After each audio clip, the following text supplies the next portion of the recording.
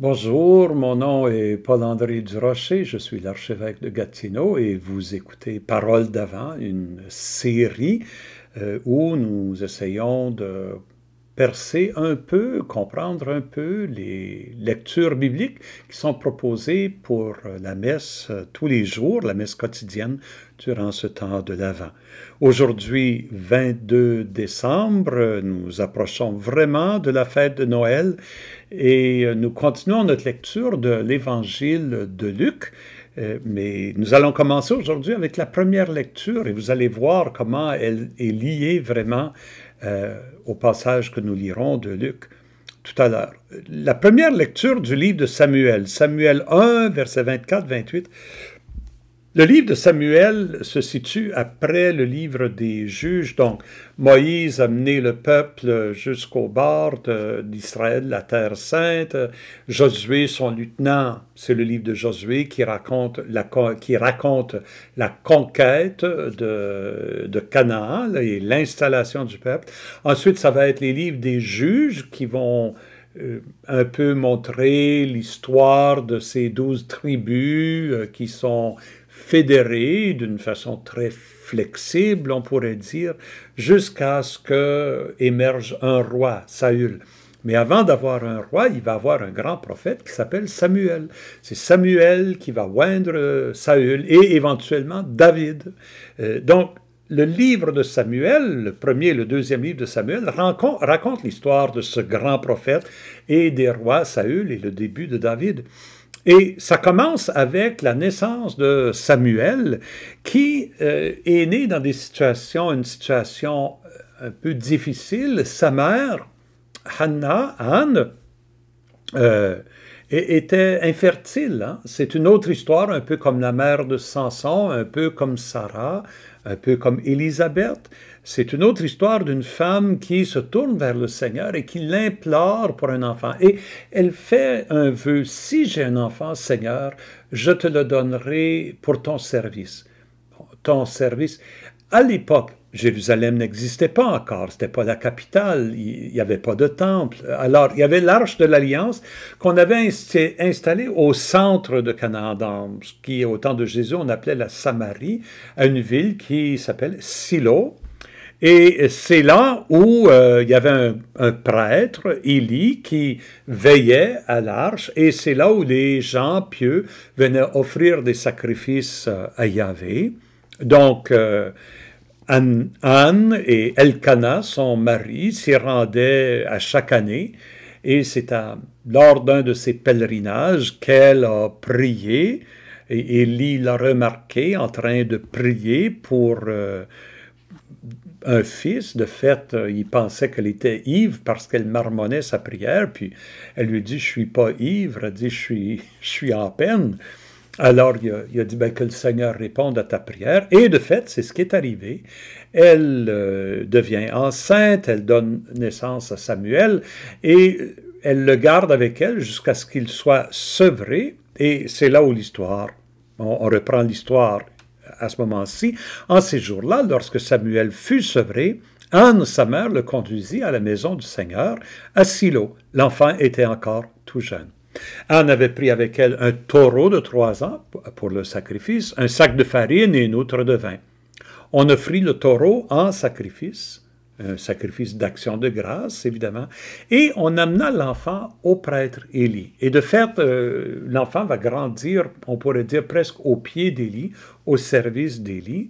Et c'est là on connaît l'histoire un peu de Samuel qui entend le Seigneur l'appeler la nuit, Élie, Élie. Samuel, Samuel, puis Samuel court pensant que c'est Élie qui l'appelle. Puis Élie lui dit, retourne te coucher, là, je t'ai pas appelé. Puis la 3e fois, Élie va se rendre compte, c'est Dieu qui t'appelle. Donc Samuel est vraiment un prophète, un grand prophète. Mais on n'est pas rendu là encore. Anne présente l'enfant au prêtre Élie et lui dit « Écoute-moi, mon Seigneur, je t'en prie, aussi vrai que tu es vivant, je suis cette femme qui se tenait ici près de toi pour prier le Seigneur. C'est pour obtenir cet enfant que je priais. Et le Seigneur me l'a donné en réponse à ma demande. À mon tour, je le donne au Seigneur pour qu'il en dispose. Il demeurera à la disposition du Seigneur tous les jours de sa vie. Et alors ils se prosternèrent devant le Seigneur. Parole du Seigneur, c'est la fin de la lecture. C'est la fin de la lecture, mais pas vraiment. La lecture continue. Elle continue comme notre psaume d'aujourd'hui qu'on récite ou qu'on chante après la première lecture. Et de fait, dans le livre de Samuel, ici, il y a un psaume qui est mis sur les lèvres de Anne. Mais on va voir que ça, on pourrait dire, ça ne correspond pas vraiment à la situation de Anne parce que ça parle de la victoire sur les ennemis, puis Dieu ma force, etc. Mais en même temps, le psaume chante le renversement d'une situation et en particulier, il parle de la femme qui est infertile, qui donne naissance à 7 enfants. Anne aura d'autres enfants après Samuel. Élie va lui dire, puisque tu as consacré celui-ci au Seigneur, qu'il te comble d'autres enfants, et Anne aura d'autres enfants. Donc c'est une belle histoire pour Anne finalement. Mais le psaume qui est tiré du livre de Samuel, du premier livre de Samuel, dans le 2e chapitre, vous allez voir, vous allez entendre, si vous connaissez un peu le Magnificat de Marie, vous allez entendre comment le Magnificat, il se fait l'écho de ce très antique cantique du livre de Samuel. Mon cœur exulte à cause du Seigneur, mon front s'est relevé grâce à mon Dieu. On sait comment le Magnificat commence. Mon âme exalte le Seigneur, exulte mon esprit en Dieu mon Sauveur. Ici, mon cœur exulte à cause du Seigneur, mon front s'est relevé grâce à mon Dieu. Face à mes ennemis, s'ouvre ma bouche. Oui, je me réjouis de ton salut. Le Seigneur m'a sauvé. Marie va dire, le Seigneur fit pour moi des merveilles. Continuons. L'arc des forts est brisé, mais le faible se revêt de vigueur. Les plus comblés s'embauchent pour du pain. Voyez les contrastes. L'arc des forts, il est brisé. Le faible, tout à coup, se revêt de vigueur. Les plus comblés s'embauchent pour du pain. Les riches, en d'autres mots, il faut qu'ils travaillent maintenant pour avoir du pain, alors que les affamés se reposent. Renversement de situation. Le Seigneur fait mourir et vivre. Il fait descendre à l'abîme et en ramène. Il y en a qui descendent, il y en a d'autres qui reviennent à la vie. Ici, il ne parle pas de résurrection, mais de gens qui, proches de la mort, guérissent, retrouvent la santé. Le Seigneur rend pauvre et riche. Il abaisse et il relève. Ici, Anne est en train de célébrer le fait qu'elle est relevée.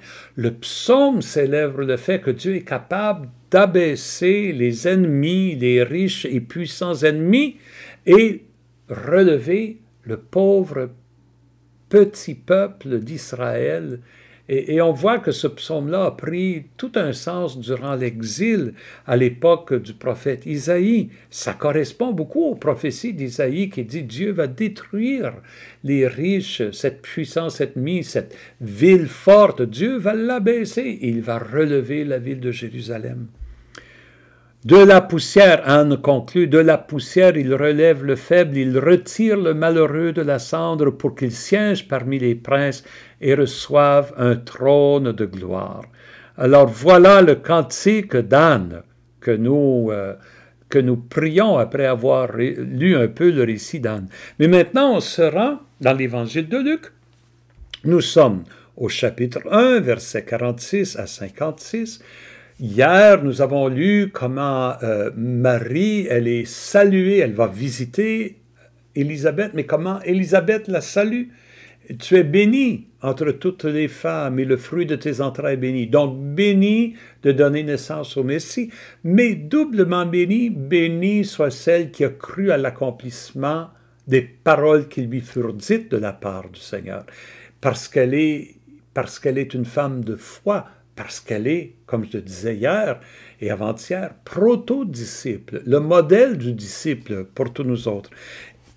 Et de la même façon que jusqu'à date, Luc est toujours en train de faire des liens entre l'Ancien Testament, les Écritures juives, et Jésus, la prédication et les actions de Jésus, ici encore dans le Cantique de Marie, on voit ce double mouvement. On le voit d'abord parce qu'il cite le Cantique de Anne, mais il est tourné vers l'enseignement de Jésus. En ce temps-là, Marie rendit grâce au Seigneur en disant, « Mon âme exalte le Seigneur, exulte mon esprit en Dieu, mon Sauveur. Il s'est penché sur son humble servante, désormais tous les âges me diront bienheureuse. » Remarquez ici, il s'est penché sur son humble servante. Le mot en grec, c'est le féminin du mot esclave. Il s'est penché sur son humble esclave. Marie est en train de dire que je n'ai aucun statut social à moins que ce soit Dieu qui me le donne. C'est Dieu qui me relève. Donc, elle s'identifie avec ces pauvres, ces petits, ces affamés qui sont comme écrasés, opprimés, mais que Dieu va relever. Et rappelons-nous que Luc écrit pour une communauté grecque, de tradition grecque, dans une culture grecque, où les gens vivent bien, les riches vivent bien dans des grands palais, sont bien nourris, etc. Mais la plupart des premiers chrétiens et des premières chrétiennes vont venir justement de cette classe des esclaves, des servants, du petit peuple, qui vont reconnaître dans le message de Jésus leur propre valeur qui est révélée, et leur propre dignité qui leur est annoncée. Et un peu déjà, Marie est en train d'annoncer d'avance ce que Jésus va annoncer. Le puissant fit pour moi des merveilles, saint est son nom. Qu'est-ce que Jésus nous a appris à dire quand nous prions? Notre Père qui es aux cieux, que ton nom soit sanctifié, que ton nom soit proclamé saint. Mais Marie, elle le dit tout de suite, « Saint est ton nom ». Elle répond, pourrait dire, ou elle met en action la prière que Jésus va donner à ses disciples 30 ans plus tard. Mais déjà, Marie, elle annonce ce que Jésus va être en train d'enseigner. Sa miséricorde s'étend d'âge en âge sur ceux qui le craignent. Qu'est-ce que Jésus va enseigner? Ce n'est pas la justice que mon Père veut, c'est la miséricorde. Mon Père est un Père de miséricorde. Sa miséricorde s'étend d'âge en âge sur ceux qui le craignent. Et voici, on reprend ici le renversement que célébrait le cantique d'Anne. Déployant la force de son bras, il disperse les superbes, il renverse les puissants de leur trône, il élève les humbles. Il comble de bien les affamés, il renvoie les riches les mains vides. Jésus, dans l'évangile de Luc, plus tard, il va proclamer les béatitudes. Matthieu en a 8 béatitudes. Luc en a juste 4. Et Luc, c'est heureux, je ne m'en souviens pas des 4 par cœur, heureux les pauvres, heureux vous les pauvres, heureux vous qui pleurez, heureux vous qui avez faim, heureux vous qui êtes persécutés à mon nom. C'est ça les 4. Et c'est abrupt dans sa façon de le dire. Hein. Il ne dit pas les pauvres de cœur, vous qui êtes pauvres. Hein. Il ne dit pas vous qui avez faim et soif de la justice, comme dans Matthieu, heureux vous qui avez faim. Il s'adresse vraiment là aux gens qui vivent dans la pauvreté et qui sont persécutés et rejetés. Heureux êtes-vous. Et tout de suite après, il ajoute, ce qu'on ne retrouve pas dans Matthieu, on trouve, et malheureux, ce sont des malédictions, malheureux vous les riches, malheureux vous qui êtes repus, malheureux vous qui riez, malheureux vous qui avez une belle réputation et qui êtes populaire. C'est le renversement que Jésus annonce. Et Marie, déjà, elle préfigure ces béatitudes de Luc.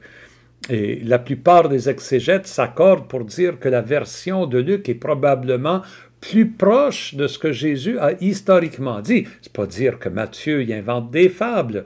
Ce que Matthieu dit, c'est la vérité du message de Jésus aussi. Mais Luc, il rapporte ce message qui s'adresse d'une façon encore plus concrète aux gens qui vivent la pauvreté. Et moi, je me dis, on ne peut pas écouter le message, le cantique de Marie, sans nous pencher sur la réalité que dans notre monde, il y a encore des milliards de gens qui vivent dans cette pauvreté-là. Et que Dieu veut renverser leur situation, alors qu'il y en a qui ont des milliards de dollars. Je me souviens à un moment donné, quand j'ai appris que si on divisait tous les biens de la terre, puis on en faisait une tarte, puis qu'on divisait la tarte en 10 pointes, il y aurait 9 dixièmes de la tarte pour 1 dixième de la population de la terre. Et mes amis, nous sommes là. Nous sommes dans ces riches-là. 9 dixièmes de la tarte pour 1 dixième de la population, et il reste 1 dixième de la tarte pour l'autre 90% de la population. C'est pas normal. Ça ne correspond pas à la vision de l'Évangile.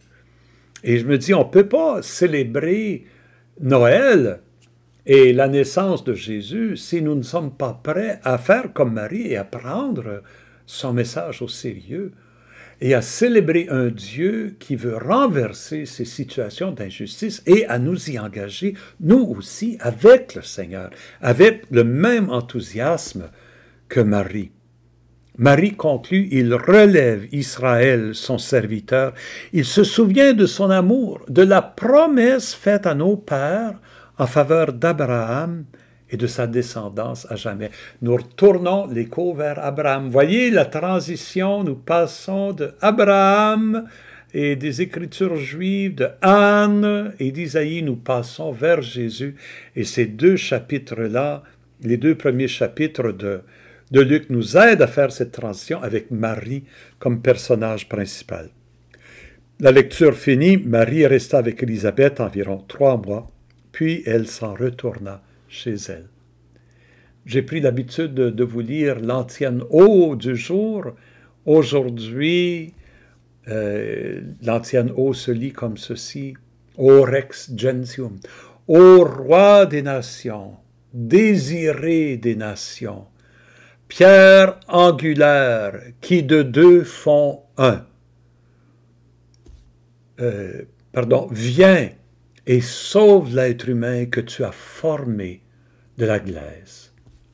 Sauve l'être humain que tu as formé de la glaise, relève les pauvres, les humbles, relève ceux qui ont faim et soif.